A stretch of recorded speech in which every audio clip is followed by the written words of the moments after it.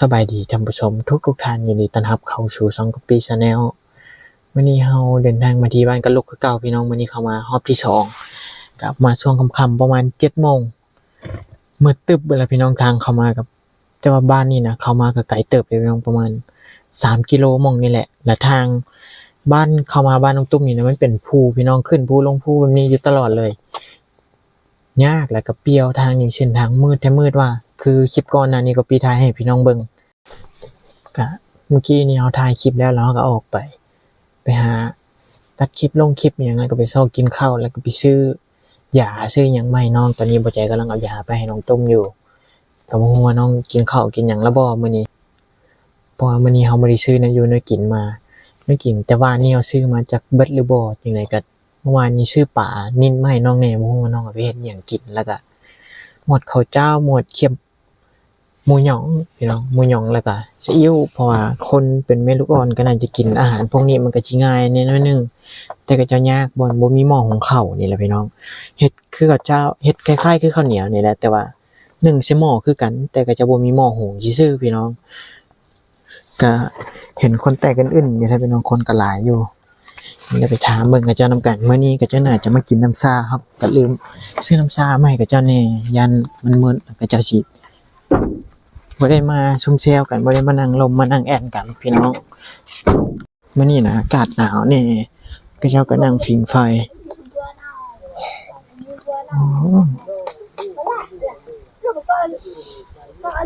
หนาวบ่นี่พ่อเฒ่าหนาวเลยคือบ่ได้เสื้อแขนยาวหนาวน่ะโอ้เบิ่งพากันมานั่งผิงไฟอ้าวมื้อนี้ก็จะบ่มากินน้ำชาบ่ต้มนี่แหละวงเสียบยาก็จะไปใส่เบิดใส่คนในบ้านนี่มีใครบาเลยมื้อนี้บ่มีไฟบ่โดยโอ้มีแต่ช่องแม่ลูกนั่นพอเท่าคน มีแต่คนอยู่ก็จะไปนอนเบิดติเขามื้อนอนแล้วหมดชั่วโมงเวลาเขาจะรับอยู่นำกันมื้อนำกันเขามื้อมานอนมาแล้วก็จะไปนอนบ่ได้นอน2มื้อเนาะอยู่จน2แจ้งมื้อนี้จังได๋ก็มาอีกคันว่าก็จะนอนตื่นนี่ก็แจ้งอีกมื้อนี้น่ะมื้อสุดท้ายเด้เป็นแม่นความอยู่แต่ว่านี่ล่ะจะมาดนแล้วบ่นี่บ่เอาบันส่วนสบายดีเพิ่นแน่สบายดีสบายดีมากับพ่อเมื่อกี้นี่กับพ่อของน้องนั่นแหละพี่น้องนั่งฟิงไฟอยู่หั่นหนาวบ่หนาวแต่โดยแหละเว้าก็ต้องมีผู้บอกผู้สอนเนี่ยพี่น้องเพิ่นจังฮู้แบบนี้ก็เจ้าบ่ได้เข้าโรงเรียนแน่จะมานั่งเล่นอยู่นี่เนาะจะกินข้าวแล้วบ่กินข้าวแล้วยังเบิ่งพี่น้องมืดแฮงอีกได้สิลองปิดแฟลชเบิ่งบ่เห็นหยังเลยพี่น้องสิแจ้งอยู่นึงก็แจ้งย้อนไฟเฮือนกับเจ้าเดี๋ยวเบิ่งหาเบิ่งมีเบิ่งหยังไปให้น้องตาบอดเพิ่นไปกินกันน้องยังบ่ได้กินข้าวบ่ใจซื้อน้ำให้น้องตุ้มนะยังบ่ได้ไปให้เดี๋ยวสิจะบอกบ่ใจน่าจะลืมแล้วนี่น่ะเฮาบ่เห็นหาเบิ่งอีหยังก็ให้น้องเพิ่นแบบนี้ก็ดีอย่างนึงพี่น้องเฮาซื้ออันนี้มาใช้นี่ก็เพราะว่าฝนตกแน่มื้อนั้นก็ฝนตกก็ยังพอได้หลบแดดหลบฝนเอามาให้น้องตาบอดจัก 3-4 ห่อแล้วก็เบิ่งปลากระป๋องเอาไปฝากน้องเล็กๆน้อยๆพี่น้องเอ้ยนี่ล่ะเอามีเนี่ยเอามีไปให้ต้มจับเอาแล้วก็อันนี้ปลากระป๋องเด้อเอาไปกินจับเบิ่งระวังมันเหี่ยเอาขอบคุณขอบใจเป็นบ่ขอบใจนกงามนี่ล่ะสบายดีมันส่วนเอาไม้นี่ไม้ก็ยังค้างอยู่ไว้น้ำเจ้าแท้จะเว้าขอถ้าผัวจะมาบ่น้องตัวถ้าผัวมากินน้ำกินข้าวกินน้ำแล้วบ่กินแล้วผัวให้ยังให้กินมื้อนี้กินข้าวในก่อนเนาะข้าวกับอันนั้นบ่จะกินน้ำใช้หลายๆเด้อน้องตุ้มเด้อน้ำร้อนนี่ก็ใครอยู่แต่ว่าปกตินี่ก็จะกินน้ำร้อนอยากให้น้ำนมออกนะ จ จะฮู้อยู่บ่น้องตุ้มอย่างนี้แม่จะบอกอยู่บ่ แล้วก็บอกให้กินน้ำฮ้อนให้เศร้าบาปัดนิดทอง ชาวไว้ เลย แล้วปกติเนี่ยก็จะน่าจะกินน้ำร้อนแล้วให้น้ำนมออกอันนี้ก็คือว่าแหละลูกจะก็บ่ได้อยู่แล้วเนาะ เลย มันก็จำเป็นบ่ก็กินเล็กๆน้อยๆนั่นแหละ เลย ให้มันชาวบ้านแน่แต่ว่าหลักๆคือกินน้ำใช้ได้หลายเด้อน้องตุ้มเด้อแฮงอาการร้อนนี่น้องตุ้มก็คือผัวจะคือเอานี่มาดังอีกแล้ว เด็กน้อง ก็คือเอาฟืนมาดังอีกแล้วบ่ขิวบ่ มันคน จะบ่ขิวบ่น้องตุ้มเข้ามาแป๊บเดียวนึงแล้วพี่น้อง ลาย ทานเบิดแล้วน้องตุ้ม ยังจะ คือบ่ดังทานเอาไว้ว่ะ จักพวงเลย คือว่าบอกแล้วเนี่ยต้องให้เฮ็ดให้อีกบ่จังฮู้นี่ เลย เราบ่เข้าใจบ่ เลย บ่ไหวน้องตุ้มคันวันนี้เจ้าดังวันนี้เบิ่งควันทึนๆอยู่จะว่าซ้ำว่าอบควันได้บ่แม่นอบไฟแท้นี่หนาวบ่น้องตุ้มเดี๋ยวนี้จะอยู่ใกล้เตากับใครแน่เนาะอยู่นอกบ่ก็หนาวนี่น้องตุ้มไอ้จุ่มสั้นไอ้นางทางบ่จะได้คิดมันกินนี่ เลย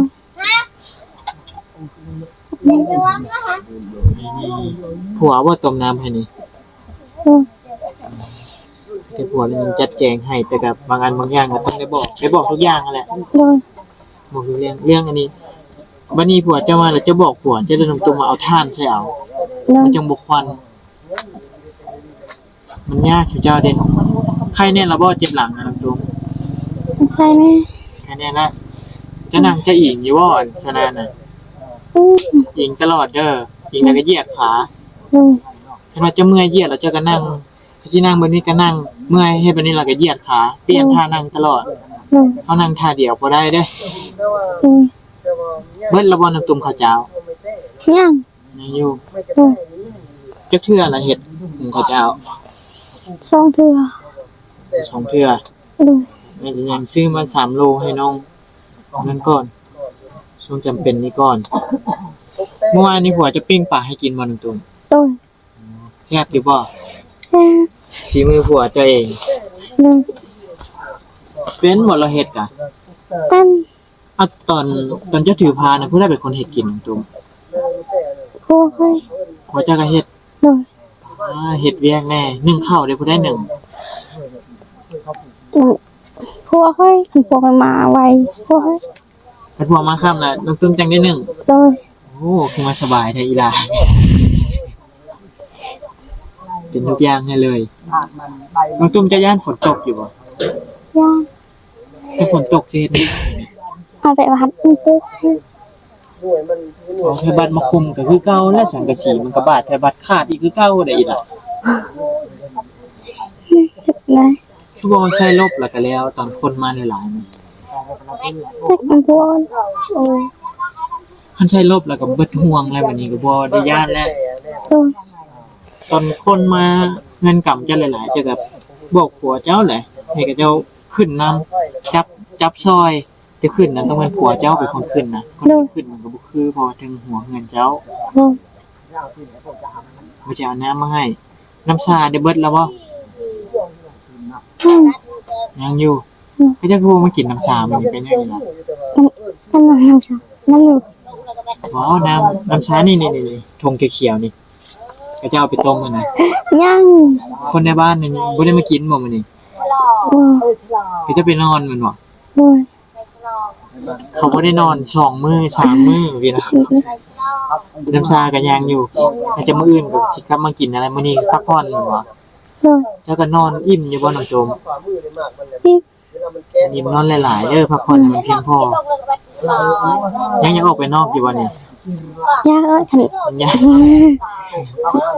ออกไปจะเที่ยวกลับเข้ามาเลยแหละวันนี้มันหนาวเลยน้องตุ้มนี่น้องเลยลมให้ลมว่าเดี๋ยวเฮาเว้าอยู่นี่ก็คนเต็มเลยฟืนดอนใหญ่นี่เห็นกระติกนี่น้องตุ้มควันด้วยคนว่าสร้างหัวก็อยากสร้างมันบ่ ยากขัน สร้างบ่ได้เทื่อ เลยจากวันได้น้ำหอน บ่ได้ใช้สบู่อีกแม่นบ่ บ่อาบน้ำซื่ออาบน้ำร้อนบ่ได้ใส่ชู อาบแต่น้ำร้อนซื่อๆอาบแต่อันนี้นี่แหละรักษาบาดแผล เสาบัดแผนอาบน้ำห้วย ซาบาดแผลอาบน้ำห้วยคือกัน เลย ใจน่ะจะไปอาบน้ำห้วยพุ่นแม่นบ่ เลยยากเอ้ยคัน จุ่มเอ้ยอยู่เฮือนเจ้าก็อาบน้ำห้วยเนาะอยู่เฮือนเจ้าก็ติดห้วยคือกันเนาะอยู่พุ่น เลย พ่อจะเว้านั่นไอ้เคยเห็นเจ้าใดน้องจุ่ม เลย จะปุ๊บเป็นบ่ตอนนั้น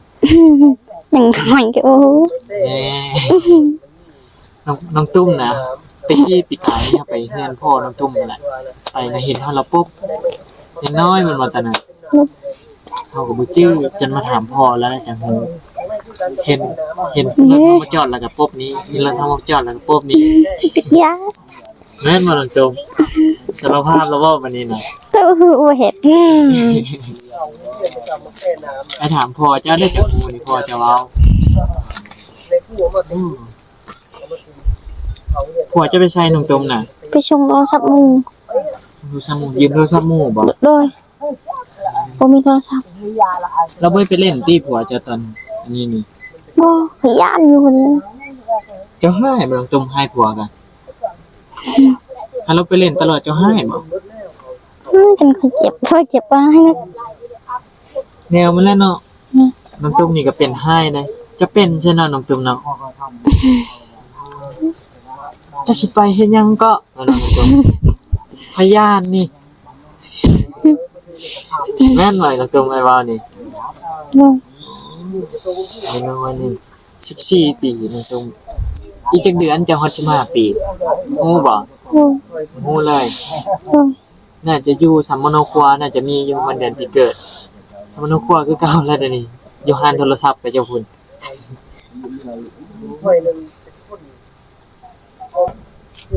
น้องตุ้มพ่อจะเมื่อดนแล้วบ่ โดยเมื่อ5 โมง บ่เป็นนี่บ่ได้เข้ามาหาเจ้าบ่มื้อนี้ บ่ มื้อนี้บ่ได้มาแต่ไอ้ว่าเจ้าก็ยังบ่ได้ออกอยู่มันบ่กรรมนี่ นะคันมื้ออื่นทำอะไรเจ็บบาดก็ออก ที่บ้านเฮา ออกไปอาบน้ำห้วยสระหัวมื้ออื่นยังเจ็บอยู่นี่ ใจน่ะบ่ได้อยู่นี่น่ะได้เป็นกำลังใจอยู่ห้วยพุ่นน่ะจะไปอาบน้ำสร้างหัวอยู่ห้วยพุ่นน้องตุ้มเอ้ยแนวมาแล้วเราพี่น้องผู้ใดก็เบื่อแหละอยู่นี่3มื้อให้พี่น้องคิดเบิ่งซ้ำเฮาอยู่ในคุกนั่นน้องตุ้มเนาะ ชี้มือวันนี้เลย สิมื้อล่ะ โดยมื้ออื่น5 มื้อเลย สิฮอดอาทิตย์หนึงล่ะน้องตุ้มใจนี่บ่ได้อยู่นี่จักดีเลย อยู่ห้วยกับนั่งสิงไฟอยู่นอกจังนั้นเฮ้ยเบิ่งน้อยไอ้เข้ามาชมคำบ่จะเอายามาให้เมื่อกี้จะลองใช้เบิ่งเด้อน้องตุ้มเด้อยาน่ะ โดย ว่ามันสิดีบ่เพราะว่าจะใช้บ่ถูกอะจะรู้สึกอะเจอก็หยุดใช้ตัวใหม่เอาเด้อ โดย เฮาก็บ่ฮู้ว่าผู้ใดถูกยานี้แน่ผู้ใดถูกยานี้แน่น่าจะเป็นผงพิเศษที่ว่าจะซื้อมาให้ โดย ลองใช้เบิ่งเดี๋ยวนี้เจ้าก็ใช้ยาอยู่บ่น้องตุ้ม ใช่ ใช้อยู่เนาะดีหรือบ่ยาแต่จะใช้เดี๋ยวนี้ ดีไปอาบน้ำแล้ว บ่ดียามันก็บ่ได้อันนั้นหรอกน้องตุ้มมันก็บ่ได้ดีแบบทันตาเห็นเลยดอกมันก็คือค่อยดีขึ้นนะดีประเดี๋ยวก็ว่ามันยาแล้วมันบ่มีคนไปหาหมอแล้วบัดนี้นะน้องตุ้มก็ต้องได้ไปหาหมออีกได้บัดนี้เลือดจางแน่เบิ่งหน้าน้องซีดให้ซีดว่าจะเห็นหน้าตัวเองอยู่บ่น้องตุ้มจะได้แย่งแว่นอยู่บ่ อยาก ได้แย่งเลย แงงเลยอยาก เล แง ย ง หน้าตัวเองไปบ่ได้เนาะ โดย งามคือเก่าหั่นแหละอีหล่ะว่าเจ้ากันยังฮักคือเก่าหั่นแหละ เขา อ๋อเขินนะวันนี้นะ เขินโอ้ น้องของตุ้มกับพยามแน่มันนี้มาก็พอเอากินน้ำแล้วเรียบร้อยเลยอาบน้ำแล้วก็นอนเนาะวันนี้ โดยโบได้นอนนางไพ่ นั่งไปเอาไปจะนอนได้ไรอีกล่ะ เขาอยากนอนค่อยๆเมื่อยกันนอนบ่เมื่อยกันนั่ง คิดว่าจะนั่งอยี่นี่เลยผัวจะนอนแทนน้องตุ้ม นอน นอนน้ำกันนี่นอนได้เชียวเนาะ นอนเอื้อ กีด เล กั ย นบ่ โอ้อันก็อยู่นี่ เท่านี้เองเลยพี่น้องเงินน้องตุ้มนะ ให้เบิ่งไงคือวิดักต่างจะไรผัวก็นั่งไฟนำมื้อนี้ โดยคนนอนก็ค่อยนอนคือกันข่อยย่านอยู่ผู้เดียวนั่งผู้เดียว ปกติเนี่ยผัวเจ้าน่ะอยู่นอกพุ่นบ่ บ่ดูนี่ จะย่านให้ผัวจะมาอยู่นำ ดูคันคนลายพวกข่อยก็ลงสิยืนคนลายนะข่อยก็นั่งผู้เดียวนี่มื้อนี้บ่มีคนแล้วก็ย่าน คนละย่าน ดู จะย่านผัวจะลอยไปเล่นก็ว่าแฮงเนาะ ย่าน ใครแต่ยังแบบปวดเบาปวดท้ายหยังก็ยังอยู่เฮือนข้างนอกไปนอกนี่แฮงย่านมันบ่ ดู ไปห้องน้ำนี่แฮงย่านตรงนี้ อืม มันมืดแฮงทางไปห้องน้ำกัน อืม ย่านลูกตัวเองอีกโอ้คักนี่ ห้องน้ำ ย่าเนาะ ห้องน้ำยังหมดแล้ว บ่แล้ว ห้องน้ำเอื้อยเฮ็ดยังมาแล้ว มันก็เข้านำกันแน่บัดแล้วกัน ดู เด้ออีหล่ะวันนี้ก็สิเตรียมกลับละ ดู ดีมีแห้งดีไว้ๆได้น้ำตุ้มมันนี่นะจังสิได้การน้ำห้วยสมใจ ดู คันแล้วนี่ก็สิได้ย่างเลาะบ้านเลยมันบอก ดู คนอื่นเลย ดูมื้อจันบ่เจ็บบาดแล้วก็อาบน้ำเลยอาบน้ำหัว น้ำตุ้ม มื้ออื่นยังอยู่นี่ คือแต่ว่ามื้อใดเด้สิเศร้ามื้อใดเด้เศร้าไวๆนะแม่เห็นไหมว่าน้ำตุ้มโอ้ยขั้นตอนแรกก็คือคันว่าบาดเศร้านี่ก็สิย่างเลาะบ้านนี่ก่อนแล้วก็ลงไปห้วยมันบ่น้ำตุ้ม ดู คิดเวลามันบ่คิดไว้หมดเลย ดู ได้เอาอยู่นะอยู่ดีมีแห้งสุขภาพแข็งแรงดีไวๆซะเด้อ ดู บาดแผลอหย่างก็สิได้ไปเฮ็ดเวียกเฮ็ดงานหาเงินช่วยผัวสิข้าวสิน้ำเอาอีล่ะสบายดีท่านผู้ชมแน่ อืม โอเคพี่น้องอันนี้ก็ตามที่น้องตุ้มเอาเบิ่งคันบาดเซามื้อนี้นี่มื้ออื่นนี่สิย่างรอบ้านก่อนเลยเว้าอีหยังหลายย่างรอบ้านแล้วก็สิไปอาบน้ำอยู่ห้วยบ่ได้ความคิดบ่ได้อยู่เฮือนเลยนะพี่น้องคนอยากไป4มื้อแล้วพอดีมื้ออื่นก็มื้อที่ห้าแล้วน้องว้าวป้าคิดซะว่าเฮานอนเฮาอยู่ห้องซื่อๆ4มื้อ5มื้อบ่ได้ย่างออกไปนอกเลยก็ยังปานติดคุกกันแหละพี่น้อง ก็อุกต่างน้องอยู่คนผัดน้องตุ้มผัดคนที่ว่าเคยไปตลอดคิดซะว่าผัวไปเวียกถือผ้าทองมือใหญ่ๆก็ย่างไปเวียกน้ำผัวได้บ่อยากอยู่ผู้เดียวนั่นแหละพี่น้องอยากไปน้ำผัว